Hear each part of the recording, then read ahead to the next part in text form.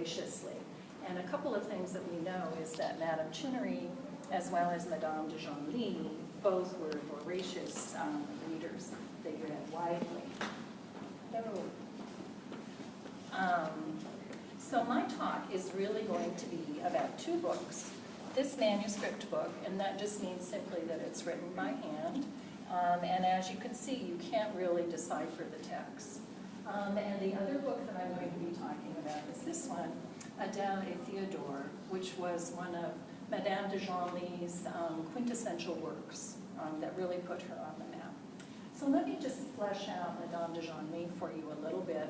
She sounds a little bit like an Austen novel. She was born to the quintessential impoverished noble Burgundian family. So she was of very high rank. She was married at age 17, and she had her first baby at 19. And by 22, she had 3 children. Around the age of 20, she wrote her first unpublished book, and the title loosely translated is sort of her reminiscences of life as a 20-year-old mother. By 1772, she was a lady-in-waiting to the Duchess of Chartres, and shortly after that, she joined the household also as a governess for the children. Shortly after that, she became the Duke's mistress.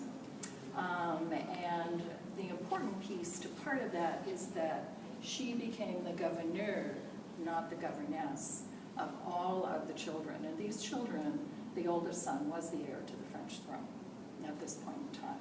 So that was a very controversial, provocative move on the part of the Duke to make her the educator and the teacher not only of his daughters but of his sons. And she very emphatically lobbied for this title of gouverneur. It had a whole different meaning. If you think about this period of time in physician and surgeon, it has a very similar connotation in terms of education and background and status. So she was very controversial at a very early age. That never ended for her. And one scholar mentions that had she been more obscure as a woman, perhaps she would have been less severely treated as an author. So while she was very highly thought of, she was always very controversial from this very early age.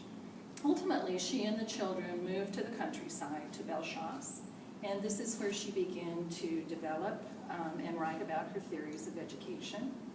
During this time, she also wrote a book about myth and mythology to entertain the children. And although it was never published, she did keep her notes and her drafts of that.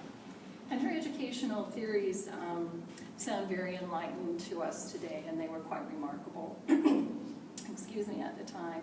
So she advocated moving away from rote learning. She emphasized physical activity and unrestricted clothing for the children. She also placed a great emphasis on learning modern languages.